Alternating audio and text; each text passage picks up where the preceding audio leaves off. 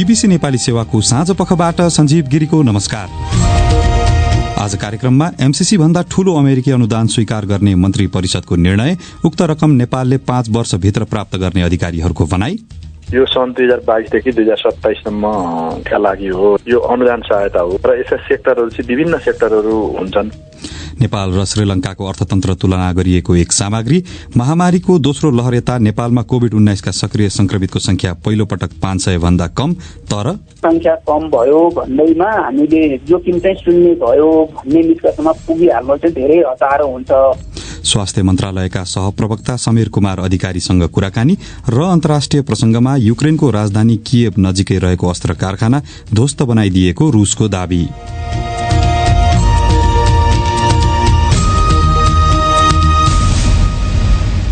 तर सुरुमा आजका प्रमुख विश्व समाचार। शरद केसीबाट समाचार सुन्नुहोस्। रूसले आफ्ना क्रुज क्षेप्यास्त्रहरूले युक्रेनको राजधानी किएभको बाहिरी इलाका स्थित एउटा अस्त्र कारखानामा आक्रमण गरिदिएको दावी गरेको छ। मस्कवा नामक रूसी नौसैनिक जहाजमाथिको आक्रमणमा प्रयोग भएको नेप्च्युन जस्ता क्षेप्यास्त्रहरू पनि उक्त कारखानामा बन्ने गरेको बताइएको छ। बीबीसीका ड्यान जोन्सन भन्छन्, रूसी मन्त्रालयले आक्रमणबाट युक्रेनको प्रतिरोधी क्षेप्यास्त्र निर्माण रोकिने बताएको छ, किनकि उक्त कारखाना ध्वस्त भएको छ। नेप्च्युनको निशानामा परेको 12,000 टन तौलको रूसको मस्कवा पानी जहाज बिहीबार डुबेको थियो। गोली प्रहारबाट गोला बारूद विस्फोट भएपछि तानेर समुद्र किनारतर्फ लग्दा उक्त जहाज डुबेको र सबैलाई अन्य जहाजमा सारिएको रूसको भनाइ छ। तर युक्रेनी तटरक्षकहरूले मस्कवा पानी जहाजबाट सवार सबै 500 नौसैनिकलाई निकाल्न रूस विफल भएको बताएका छन्। एकजना प्रवक्ता नटाल्या गम्यानुकका अनुसार उनीहरूले जहाजमा विस्फोट भएपछि त्यसमा सवार नौसैनिकको जीवन सुरक्षा गर्न र उद्धार कार्यको प्रयास गरेको देखेका थिए, तर प्रतिकूल मौसमले ती सबै प्रयासहरू विफल तुल्याइदिएको थियो। किएभ क्षेत्रका प्रहरी प्रमुखले रूसी फौजबाट हालै मुक्त गरिएका राजधानीको उत्तर पश्चिम नगरहरूमा अहिलेसम्म 900 वटा शवहरू भेटिएको बताएका छन्। प्रहरी प्रमुख एन्ड्रे नेभितोफले ती सबैको शव परीक्षण भइरहेको जानकारी दिए। बुचामा मात्रै सबैभन्दा धेरै 350 वटा शव भेटिएका छन्। उद्धारकर्ताहरूले ध्वस्त भएका भवनका भग्नावशेषहरूमा खोजी गरिरहेका छन्, जहाँ थप शवहरू पुरिएका हुन सक्ने बताइएको छ। युक्रेनी बन्दरगाह शहर मारियोपोलका अधिकारीहरूले त्यहाँ नियन्त्रण जमाएका रूसी फौजमाथि आवासीय घरका परिसरमा बनाइएका चिहान खनेर लास निकाल्न शुरू गरेको आरोप लगाएका छन्। कब्जा जमाएका रूसी फौजले उनीहरूले नै हत्या गरेका मानिसहरूलाई चिहानमा गाड्न त्यहाँका बासिन्दालाई नदिएको मारियोपोल शहर परिषदले उल्लेख गरेको छ र शहरका अधिकारीहरूले युद्ध अपराध ढाकछोप गर्ने प्रयास रूसी फौजले गरिरहेको आशंका गरेका छन्। 7 हप्ता लामो निर्मम रूसी आक्रमण, भोक र कठाङ्ग्रिदो मौसमका कारण मारियोपोलका हजारौं मानिस मृत्युवरण गर्न बाध्य भएका छन्। तपाई बीबीसी नेपाली सेवाको साँझ पख सुनिरहनु भएको छ। रूसले वाशिंगटन र उसका नेटो सहयोगीहरूले युक्रेनलाई हतियार दिने काम जारी राखेमा अमेरिकाले नचिताएको परिणाम बेहोर्नुपर्ने चेतावनी दिएको बताइएको छ। वाशिंगटन पोस्टका अनुसार उसले हेरेको कूटनीतिक नोटमा मस्कोले निकै संवेदनशील अस्त्र प्रणालीको परिचालनले द्वन्द्वमा तेल थपिरहेको उल्लेख गरेको छ। त्यसमा रक्तपात जारी राख्नका निम्ति युक्रेनमाथि शान्ति प्रयास छाड्न दबाव दिइरहेको आरोप नेटोमाथि लगाइएको छ। अमेरिकी राष्ट्रपति जो बाइडेनले युक्रेनको निम्ति $80 करोड बराबरको थप सैन्य सहायता बुधबार अनुमोदन गरेका थिए, जसमा तोप, बख्तरबन्द गाडी र ड्रोन लगायत छन्। चीनका कैयौं प्रमुख कम्पनीहरूका उच्च कार्यकारीहरूले सांघाईमा लकडाउन लम्बिँदै गएमा त्यसले छिट्टै नै सिंगो चीनको अर्थतन्त्रमा असर पार्ने चेतावनी दिएका छन्। अहिले त्यहाँ कोरोना भाइरस लकडाउन गरिएको तेस्रो हप्ता चलिरहेको छ। विद्युतीय सवारी साधन उत्पादक सियाओपेङले सांघाईमा मे महिनामा फेरि काम शुरू नभएमा देशैभरिका गाडी कम्पनीहरूमा काम रोकिन सक्ने चेतावनी दिएको छ। लकडाउनका कारण शहरमा तनाव बढ्दै गएको संकेतहरू देखिएका छन्। अस्थायी क्वारेन्टिन बनाउन मानिसहरूलाई घर छाड्न बाध्य पारिएपछि प्रहरी र स्थानीय बासिन्दाहरू बीच झडप र विवादहरू भएका भिडियो फुटेजहरू बाहिर आएका छन्। र भारतले युक्रेन र रूसबाट ठूलो मात्रामा गहुँको आयात गर्ने मध्येको एउटा देश इजिप्टले भारतलाई एउटा प्रमुख आपूर्तिकर्ता छनौट गरेको जनाएको छ।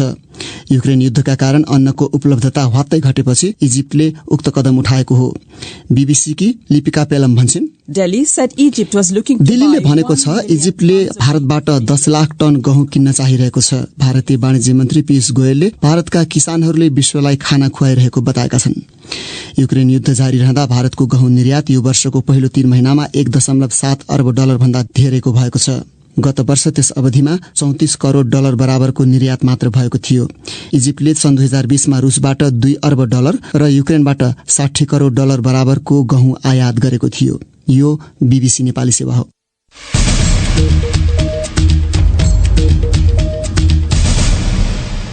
साँझपखमा पुनः स्वागत छ। प्रतिनिधि सभाले अमेरिकी अनुदान सम्झौता MCC अनुमोदन गरेको 1 महिनापछि अमेरिकाले नेपाललाई त्योभन्दा ठूलो रकम अनुदानमा उपलब्ध गराउने भएको छ। अमेरिकाको अन्तर्राष्ट्रिय विकास सहयोग निकाय USAID मार्फत नेपाललाई हालको विनिमय दर अनुसार झण्डै 80 अर्ब रूपियाँ प्राप्त हुने बताइएको छ।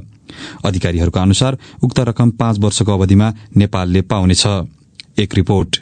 मन्त्री परिषद बैठकको निर्णय सार्वजनिक गर्ने क्रममा शुक्रबार संचार तथा सूचना प्रविधि मन्त्री ज्ञानेन्द्र बहादुर कार्कीले सरकारले करिब 79 अर्ब 71 करोड़ बराबरको अमेरिकी अनुदान सहायता स्वीकार गर्ने निर्णय गरेको जानकारी दिए। त्यसबाहेक विश्व बैंक अन्तर्गतको अन्तर्राष्ट्रिय विकास संस्था मार्फत प्राप्त हुने झण्डै 18 अर्ब रूपियाँ बराबरको सहुलियतपूर्ण ऋण सहायता पनि स्वीकार गर्ने निर्णय भएको उनको भनाइ छ। विश्व बैंक समूहको अन्तर्राष्ट्रिय विकास संस्थाबाट प्राप्त हुने 150 मिलियन अमेरिकी डलर करिब रु 18 अरब बराबरको सहुलियत ऋण सहायता स्वीकार गर्ने, संयुक्त राज्य अमेरिकाको अन्तर्राष्ट्रिय विकासका लागि सहयोग निकाय USAID बाट प्राप्त हुने अमेरिकी डलर 659 मिलियन करिब रु 79 अर्ब 71 करोड़ अनुदान सहायता रकम स्वीकार गर्ने। गत फागुनमा नेपालले अमेरिकी अनुदान सम्झौता MCC पारित गरेको थियो। झण्डै 60 अर्ब रूपियाँ बराबरको उक्त सम्झौताबाट 5 वर्षभित्र नेपालमा करिब 315 किलोमिटर लामो विद्युत प्रसारण लाइन र 77 किलोमिटर सड़क मर्मत सम्भार गर्ने योजना छ। USAID मार्फत नेपालले पाउने रकम पनि 5 वर्षको अन्तरालमा प्राप्त हुने अधिकारीहरू बताउँछन्। त्यसका लागि ठोस सम्झौता गर्ने ढोका मन्त्री परिषदको निर्णयले खुला गरेको अर्थ मन्त्रालयले जनाएको छ। तर त्यो रकम कुन कुन क्षेत्रमा परिचालन हुन्छ भन्ने विषयबारे टुङ्गो लागि नसकेको बताउँदै अर्थ मन्त्रालयका प्रवक्ता ढुण्डी प्रसाद निरौला भन्छन्, डिटेल कुराहरू त अब सिग्नेचर हुन बाँकी छ। क्याबिनेटबाट निर्णय भयो होइन। 659 मिलियन अमेरिकी डलर बराबरको हो यो होइन। अहिलेको 79 अर्ब 71 करोड़ हुन्छ होइन। यो सन् 2022 देखि 2027 सम्मका लागि हो होइन। 5 वर्ष यो अनुदान सहायता हो होइन। र यसका सेक्टरहरू चाहिँ विभिन्न सेक्टरहरू हुन्छन्। ती सेक्टरहरू पछि एग्रिमेन्ट भएपछि निर्धारित हुन्छ। नेपालमा विदेशी मुद्रा सञ्चिति घट्न थालेको अवस्थामा वैदेशिक ऋण तथा अनुदान सहायता प्राप्तिलाई सकारात्मक रूपमा लिइनुपर्ने जानकारहरू बताउँछन्। विदेशी मुद्रा आर्जन गर्ने नेपालका प्रमुख स्रोतमा प्रत्यक्ष वैदेशिक लगानी र वैदेशिक ऋण पनि पर्छन्। तर यस्ता ठूला सहायता अन्तर्गतका काममा अन्तर्राष्ट्रिय ठेकेदारहरू संलग्न हुँदा रकम सोझै उनीहरूको खातामा जाने हुँदा अपेक्षाकृत लाभ नहुने कतिपयको तर्क छ। यद्यपि नेपालकै केही कम्पनीहरूले पनि काम गर्न सक्ने र काम गर्ने जनशक्तिमा नेपाली नै बढ़ी हुने हुँदा विदेशी मुद्रा सञ्चितिमा कुनै न कुनै हिसाबले सकारात्मक प्रभाव पर्ने उनीहरू ठान्छन्।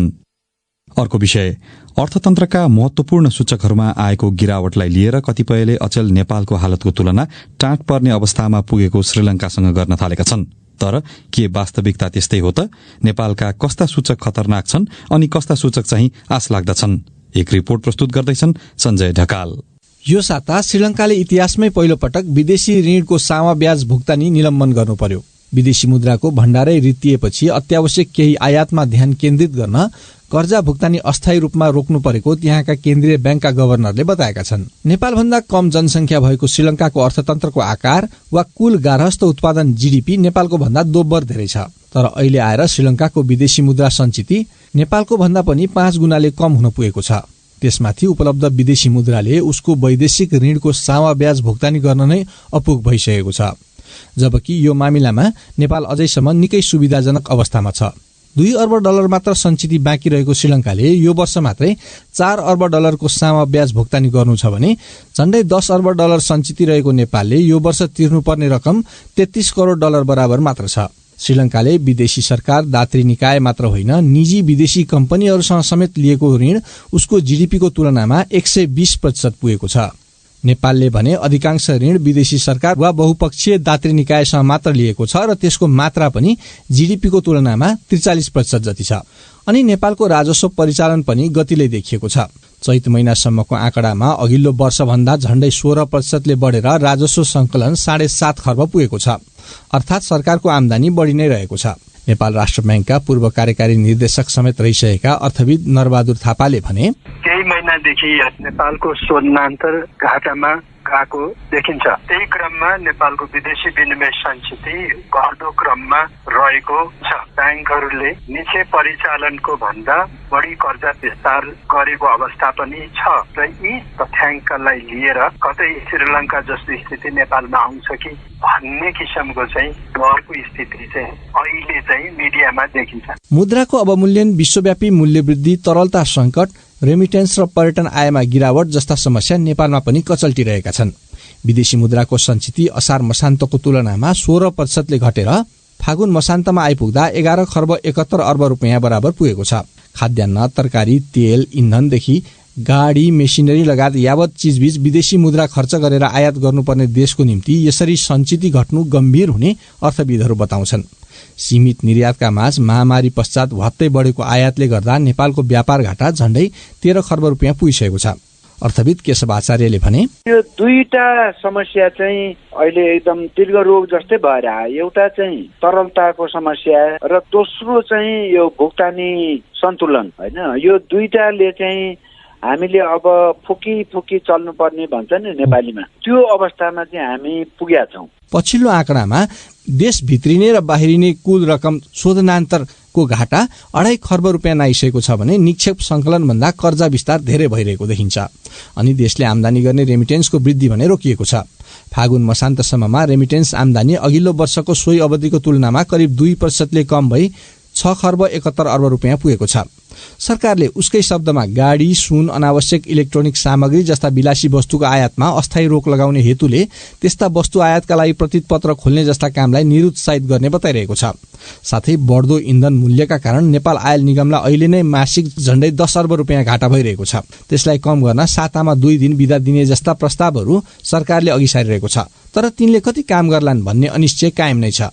राष्ट्रिय योजना आयोगका पूर्व उपाध्यक्ष पुष्प कणेल भन्छन्, सुधारै ल्याउँदैन त मैले भन्न सक्दिनँ होइन, त सुधार ल्याउला काम गरिसकेपछि। तर अब जुन सिरियसनेस हो नि त्यो चाहिँ देखेको छैन। अहिले पनि खालि चाहिँ इन्टिमिडेसनतिरै बढी गएको जस्तो देखिन्छ कि त्यो जवाफ त अर्थमन्त्रीले तत्काल जवाफ दिने भन्दा नि व्यवहारबाट जवाफ दिए भइयो नि। आर्थिक संकटको भुमरीमा पर्नु अगावै नीति निर्माताहरूले गम्भीर भई विश्वासको वातावरण बनाउनु पर्ने अर्थविदहरूले सुझाव दिएका छन्।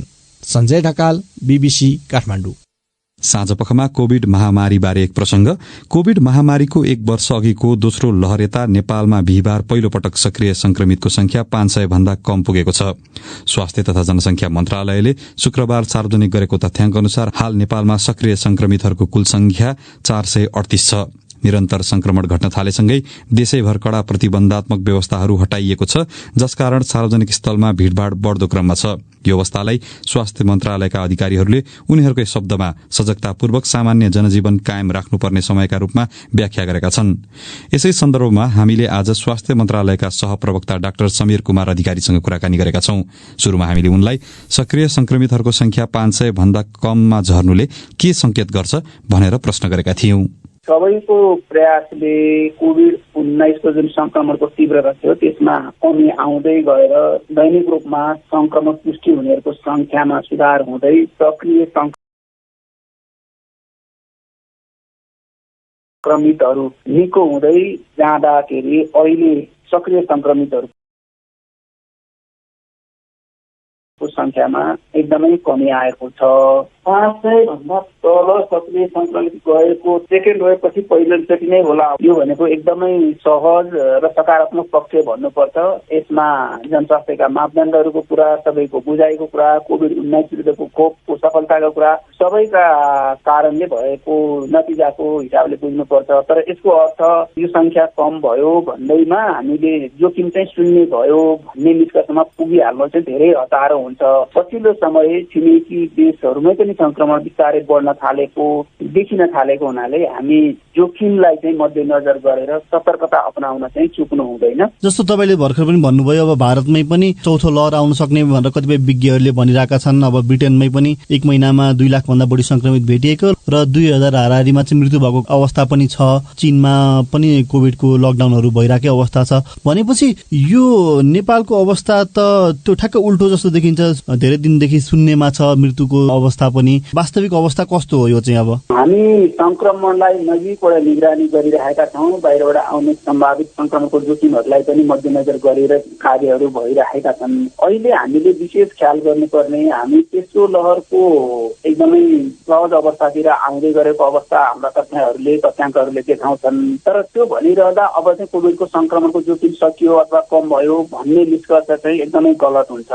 कोभिड-19 विरुद्धको खोप धेरै व्यक्तिहरूले कमसेकम एक मात्रा त लगाउनु भएको छ, लगभग 96% लगाउन मिल्ने जनसङ्ख्याले लगाउनु भएको देखिन्छ। तर समयावधिभित्रमा दोस्रो मात्रा लगाउनु पर्ने संख्याहरू अझै कोभिडको खोप लगाउने यसमा आइसक्नु भएको छैन। कतिपयको अलि धेरै समय भइसकेको छ खोप लगाएको, बुस्टर मात्रा लगाइसक्न आउनु भएको छैन। तर अब सर्वसाधारणहरू मात्र हेलचेक्राइ गरिरहेको होइन, अब सरकारी उदासीनता पनि अलिकति बढी देखिरहेको छ यसबीचमा, किनकि खोप लगाउने दर पहिले जुन रफ्तारमा थियो त्यो घट्दै गइरहेको छ, त्यो रफ्तारमा छैन भन्नेहरू पनि छन्। एक थरी धेरैतिर खोप खेर गइरहेको भन्ने खबरहरू पनि आइरहेका छन्। खोपको गति सुस्ताएको भन्दा पनि खोप लगाउन हामी सबैले लगाउनु पर्ने समयावधिमा हामी जागरुक भएर लगाउनु पर्ने हुन्छ। बीचमा लगाउने संख्या बिस्तारै कम हुँदै गएर तथ्याङ्कहरू चाहिँ दैनिक रूपमा लगाएको तथ्याङ्कहरू कम भइरहेको देखिएको। तर सरकारी उदासीनता अथवा सरकारी उसकै हिसाबले चाहिँ खोप लगाउन बन्द गर्ने अथवा यसलाई पछि सार्ने भन्ने खालको चाहिँ त्यस्तो खालको छ। तर अब 5 देखि 11 वर्ष बीचका बालबालिकाको लागि जुन खोप लगाउने कुरा थियो यो सन् 2022 को पहिलो 3 महिनाभित्र लगाउने भन्ने थियो, अहिलेसम्म पनि त्यसको सुनिश्चितता भएको नभएको केही स्पष्ट भएको छैन।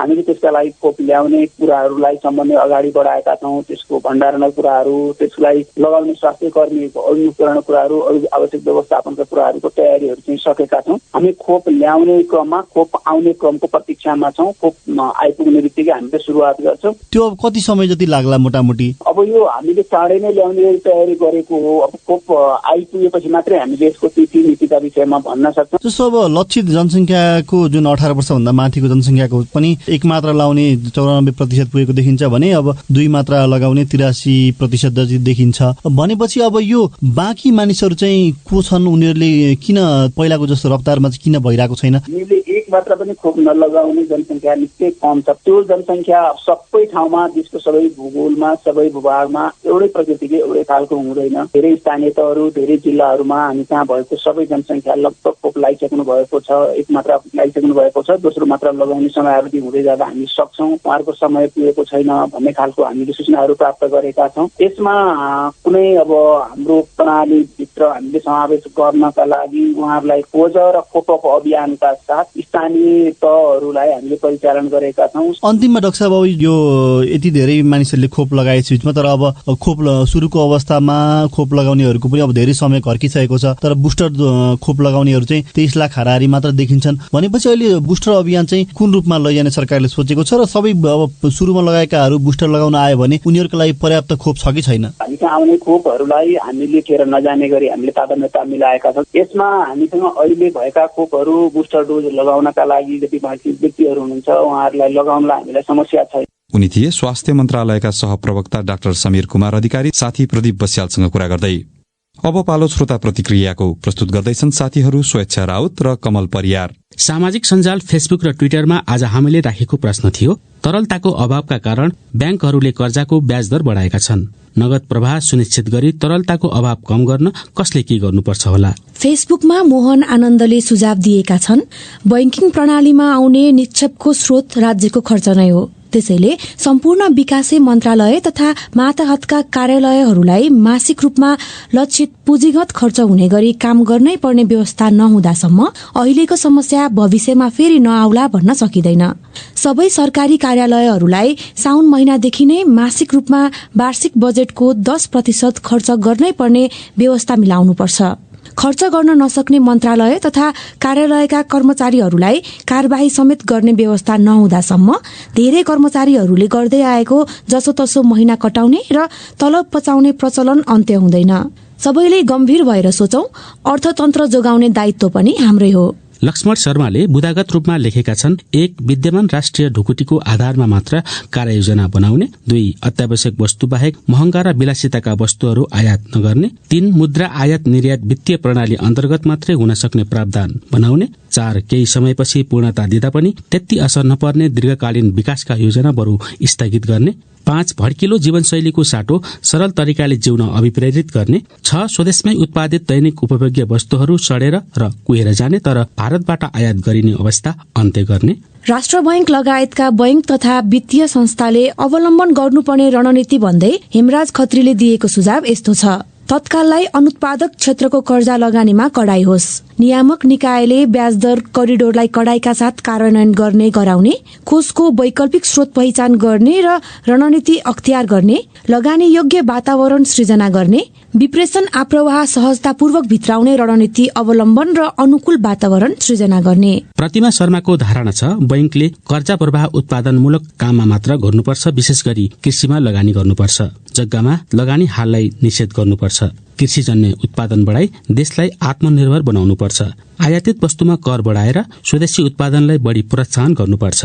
निर्यात बढाउनुपर्छ र अनुत्पादक क्षेत्रको लगानी तत्काल रोकेमा तरलता अभाव कम हुन्छ। बेसराज भण्डारी लेख्छन्, दाहिने हातले समाए पनि आफ्नै कान, देब्रे हातले समाए पनि आफ्नै कान। भन्नुको अर्थ यहाँ धनी निकै धनी छन्, गरीब निकै गरीब। आखिर मारमा पर्ने गरीब नै हुन्। महँगीले चरम सीमा नागिसकेका बेला तरलताको मार तल्लो र निम्न मध्यम वर्गकै हुन्। दिपु ठाकुरको असन्तुष्टिपूर्ण व्यङ्ग्य छ। कसले भन्यो नेपालमा आर्थिक संकट वा तरलता अभाव छ? स्रोत र पैसा फालाफाल छ। खर्च गरिएन भने तरलता कम हुन्छ भनेरै त कर्णाली प्रदेशको मुख्यमन्त्री र मन्त्रीहरूको तलब भत्ता बढाएका छन्। शेरसिंह काजीको सुझाव छ, विदेश गएका सबै नेपालीलाई बैंकिङ प्रणाली मार्फत विदेशी मुद्रा पठाउन केही न केही सुविधा दिने र पुराना 1000 र 500 का नोट बन्दी गरेमा बैंकमा प्रशस्त पैसा हुन्छ। शिवराज कणेलको भनाइ छ, अवैध नगद सञ्चयकर्ताको पहिचान गरी कारवाही हुनु पर्यो। अनि ट्विटरमा छविलाल महतोले सरकारलाई विकास खर्च बढाउन आग्रह गरेका छन्। त्यस्तै सुजय प्रधानले लेखेका छन्, अनावश्यक अनि अनुत्पादक सुनमा बढ्दो लगानीमा लगाम लगाउनु पर्यो। अब केही अन्तर्राष्ट्रिय प्रसंग। रूसले युक्रेनको राजधानी कियवको बाहिरी भागको एउटा अस्त्र कारखानामा आफूले आक्रमण गरेको बताएको छ। जल तथा हवाई आक्रमण प्रतिरोधी क्षेप्यास्त्र बनाउने उक्त कारखाना ध्वस्त पारिदिएको रूसी रक्षा मन्त्रालयको भनाइ छ। बीबीसीका विवरणहरूमा आधारित रिपोर्ट सुन्नुहोस् शरद केसीबाट। रूसका भनाइमा उसको समुद्री आधार क्षेत्रबाट क्षेप्यास्त्रहरूले उक्त कारखानामा आक्रमण गरेका थिए। कारखानामा जल तथा हवाई आक्रमण प्रतिरोधी क्षेप्यास्त्र निर्माण हुन्थ्यो। रूसको रक्षा मन्त्रालयले भनेको छ, परिणामस्वरूप लामो र मध्यम दूरीको क्षेप्यास्त्र निर्माण र मर्मत गर्ने कारखाना ध्वस्त भएको छ। त्यो मस्कोले आफ्ना स्थल सेनालाई फिर्ता गरे यता राजधानी क्षेत्रमा उसले गरेको एउटा निकै नै महत्वपूर्ण आक्रमण भएको ठानिएको छ। उक्त कारखानाले नेप्च्युन जस्ता क्षेप्यास्त्र पनि बनाउने गरेको बताइएको छ। युक्रेनले हिजो ब्ल्याक सीमा डुबेको रूसी सैन्य बलको प्रतीक मानिएको मस्कोभा नौसैनिक पानी जहाजमा आफूले त्यही क्षेप्यास्त्र प्रहार गरेको बताएको छ। उक्त जहाज रूसी नौसैनिक शक्तिको मुख्य अङ्ग थियो। रूसी रक्षा मन्त्रालयका एक प्रवक्ताले उनकै शब्दमा रूसी क्षेत्रमा युक्रेनले आतंकवादी आक्रमण वा विध्वंसात्मक काम गरेमा कियवमा क्षेप्यास्त्र हमला तेज पार्ने चेतावनी दिएका छन्। रूसले युक्रेनमाथि सिमाना काटेर कैयौं रूसी नगरमा आक्रमण गर्न हेलिकप्टरहरू पठाएको आरोप हिजो लगाएको थियो, जुन आरोप युक्रेनले अस्वीकार गरेको छ। युक्रेनी राष्ट्रपति भोलोदिमिर जेलेन्स्कीले रूसी तेलको खरिदलाई निरन्तरता दिएका युरोपेली देशहरूलाई अरू मानिसको रगतबाट पैसा कमाइरहेको आरोप लगाएका छन्। बीबीसीलाई दिएको अन्तर्वार्तामा राष्ट्रपति जेलेन्स्कीले जर्मनी र हंगेरीलाई तोकेरै उनीहरूले इन्धन बिक्रीमा प्रतिबन्ध लगाउने प्रयासलाई अवरुद्ध तुल्याइएको बताए। यो वर्ष रूसले तेल बेचेर 326 अर्ब अमेरिकी डलर कमाउने अनुमान गरिएको छ। क्लिभ माइरी र जोल गुन्टरले पठाएको रिपोर्ट कमल परियारबाट।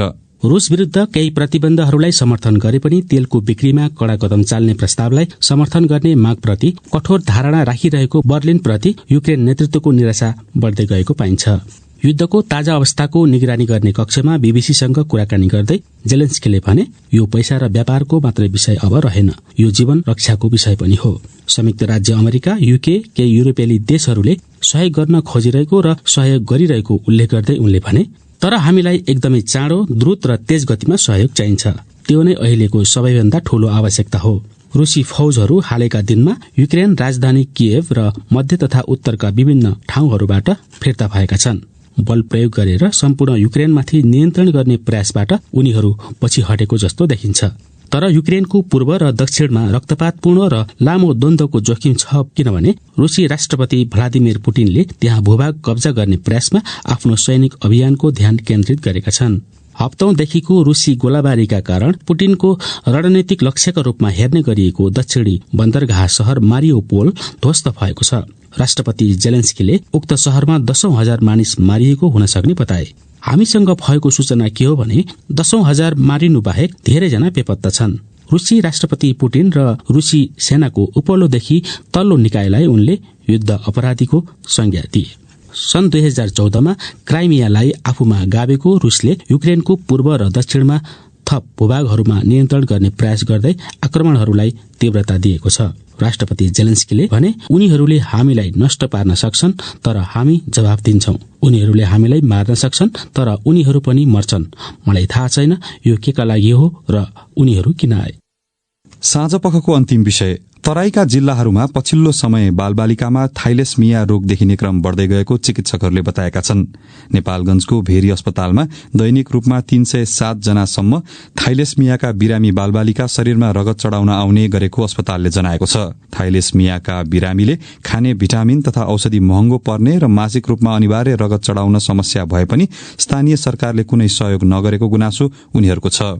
सुनौ नेपालगंजबाट विमला चौधरीको रिपोर्ट। बर्दियाको ठाकुरबाबा नगरपालिका वडा नम्बर 3 गोदानाकी बुध्ने चौधरीको 3 छोरी र 1 छोरा मध्ये 2 छोरीलाई थाइलेसमियाको समस्या देखिएको हो। 2.5 वर्षको उमेरदेखि थाइलेसमियाबाट ग्रसित छोरीहरू हाल 22 र 25 वर्षका भएको र उनीहरूको उपचारका लागि ठूलो आर्थिक संकट झेल्नु परिरहेको उनी बताउँछिन्। रगत महिनामा 4 पैंट 5 पैंट चढाउँदैछु। अब के गर्ने, पैसाको अभाव छ, धेरै ऋण छ। मेरो जग्गा जमिन छैन। 5 कट्ठा थियो, त्यही पनि मैले 3 कट्ठा ढरौटी राखेर दबाई गरिसके। जन्मेको 6 महिनादेखि 2.5 वर्षको हुँदा शरीर फुस्रो देखिने, खाना नखाने र खेल्न नमान्ने लक्षण देखिने गरेको अभिभावकहरू बताउँछन्। आफ्ना 4 वर्षीय छोरा सूरज कान्दुलाई नियमित रगत चढाउँदै आएका बाँकेको जानकी गाउँपालिका 2 बढैयाका अंगत कान्दु भन्छन्। हात खुट्टा सेतो हुन्छ, रगत सिद्धे बेला पूरा खाटमा सुति जान्छ, न खान्छ न खेल्छ, सुतेको सुते हुन्छ, रुन्छ। रगत आएर चढाउँछु, फेरि रगत चढिसकेपछि खान्छ खेल्छ।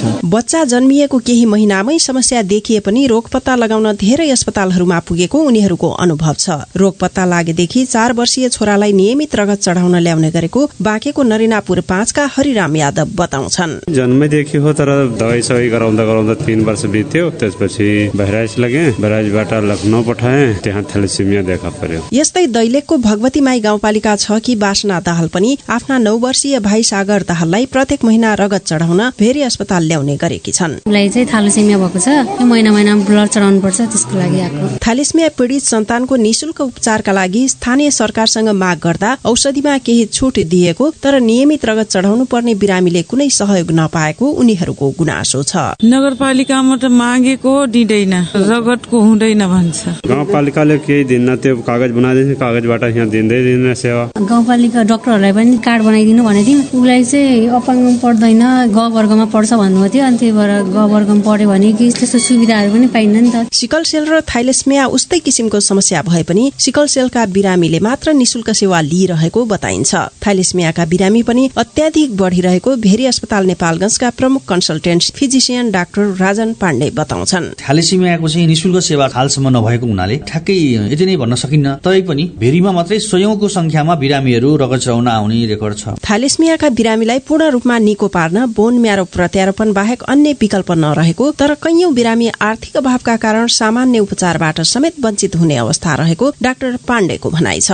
हाम्रो बिरामीहरूले आइडियल ट्रिटमेन्ट जुन भन्छौं बोन म्यारो ट्रान्सप्लान्ट अथवा जिन थेरापी त धेरै टाढाको कुरा, नियमित ब्लड चढाउन, फोलिक एसिड खान, आइरन चिलेटर लिन र भ्याक्सिन लाउन पनि समस्या छ। अहिलेको अवस्थामा बिटा थाइलेसेमिया मेजरको बिरामीको 2 देखि 2.5 लाख रुपियाँ प्रति वर्ष खर्च आउँछ उपचार गर्ने हो भने। भावी सन्ततिलाई सुरक्षित राख्न थाइलेसेमिया बाहक बीचको विवाह रोक्नु सबैभन्दा उत्तम उपाय रहेको डाक्टर पाण्डे बताउँछन्। बिहेबारी भन्दा अगाडि नै हामीले बाहक बीज जस्तै थाइलेसेमियाको बिटा थाइलेसेमियाको बाहक बीज अथवा सिकल र थाइलेसेमियाको बाहक बीज बिहा रोक्न सक्यौं भने आगामी पुस्ताहरू यो थाइलेसेमियाबाट मुक्त हुन्छ। बेड शुल्क नलाग्ने भएकाले अधिकांश थाइलेसेमियाका बिरामीलाई भेरी अस्पतालको आकस्मिक कक्षमा राखेर रगत चढाउने गरिएको देखिन्छ। 1 पिन्ट रगतको 1000 तिर्ने गरे पनि आवश्यक परेको समयमा रगत नपाउँदा समस्या हुने गरेको थाइलेसेमिया पीडितका अभिभावक बताउँछन्। विमला चौधरी, BBC नेपालगंज।